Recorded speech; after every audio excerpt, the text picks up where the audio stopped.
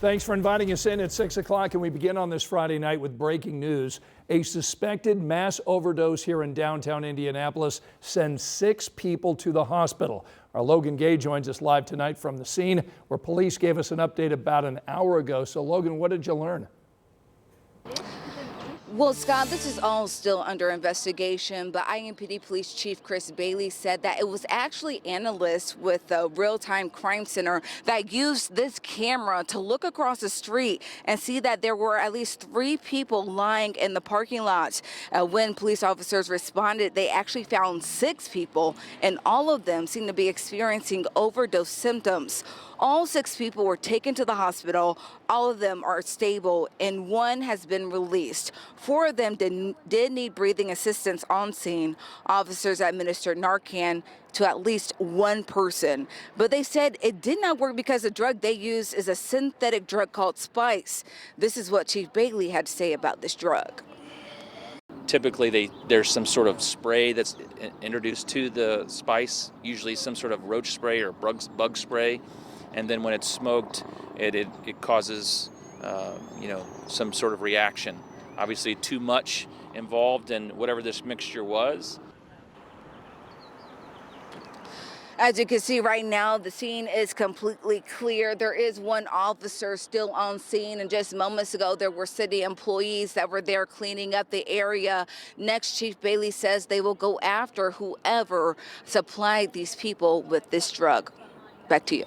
All right, Logan Gay reporting downtown. Thanks so much. And you can get those breaking alerts sent right to your phone using our WTHR News app. It'll provide updates as we get them both on air and online. But why? Why did they have to kill him? That is the question family members have asked for 5 years now. Who killed Ernie Phillips in Morgan County? Detectives tell us they are working every day to find that answer. Our Marina Silva has been looking into that case today and joins us live in studio. Marina? Well, Scott, it's been half a decade since his kids got to hug their dad, and his family had the chance to talk to him. Ernie Phillips has missed out on so much, and his sister told me she wants answers. It's been a world that I don't think any of us could have ever imagined. Nikki Hubble has lived since 2020 in shock and in mourning. Her brother, Ernie Phillips, found dead at his nephew's house. She found out when her son called her. He said, Poke has been shot. And I wasn't sure what I was actually hearing. Detectives believe the home on Olive Church Road in Paragon was burglarized. Detective Sergeant Patrick Williams has been working on the case full-time. The family, naturally, they want justice for their son.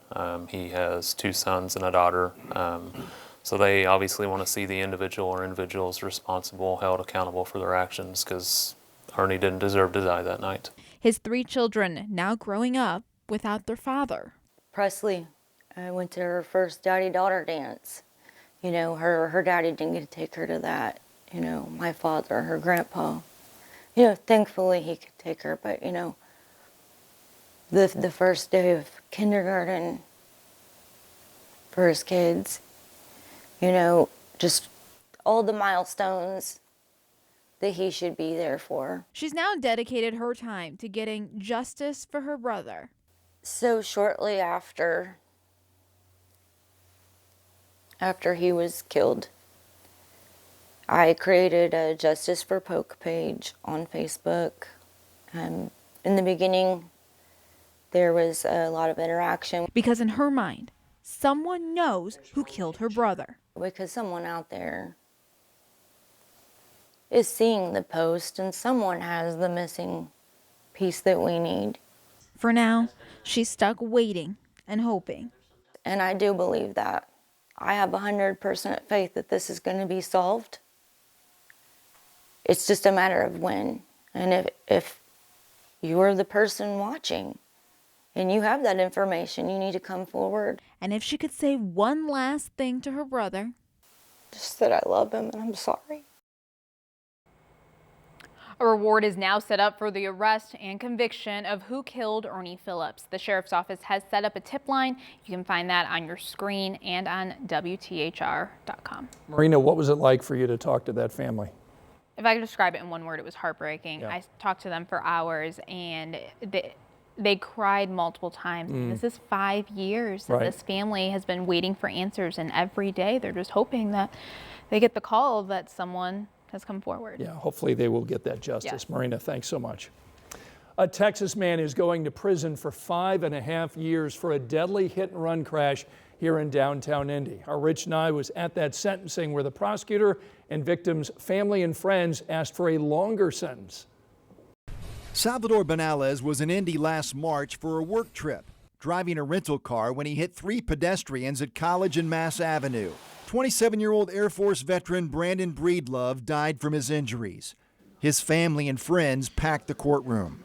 The other 2 people hit by the car were the first 2 witnesses. We're not allowed to show their testimony, but they both talked about the emotional trauma they still suffer today. There's nothing I can do or say that'll make this right, but I do hope whatever the judge, Your Honor, makes decision of today brings some sort of peace to everybody's heart, to know that I know I'm responsible and I'm accountable for my actions.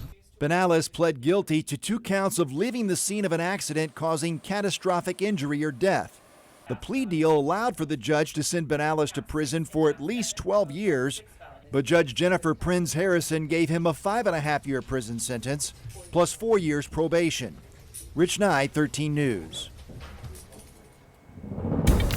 Some late day sunshine, temperatures right now in the 40s across the area, at least most of us. We're at 41 Carmel, 44 Noblesville, 45 Greensburg. We have dropped into the upper 30s for Tipton, Morse Reservoir, and Bunker Hill. Should be a really nice sunset with just a few clouds overhead. 44 in Indianapolis. They've been as warm as the low 70s in St. Louis. What's separating these air masses is a front, and along and just north of that front, a couple of spotty showers developing across the northern half of Illinois. If these hold together, we have a passing shower or a few sprinkles this evening. Nothing organized, nothing very heavy. It moves out, a cloudy start tomorrow morning, but we will end our Saturday with some sunshine. More in the weekend forecast. In a little bit, Angela, thanks so much. It's been a very busy week over at the Indiana Statehouse with debates on school funding and property taxes. Our Dustin Grove joins us tonight at 6 to recap the top stories. I'm Dustin Grove with a recap of what happened at the Indiana Statehouse this week. Lawmakers once again trying to figure out property tax relief. More than 40 people testified as the House considers changes to a bill that already passed the Senate. The challenge here is balancing relief for homeowners without taking too much from local governments.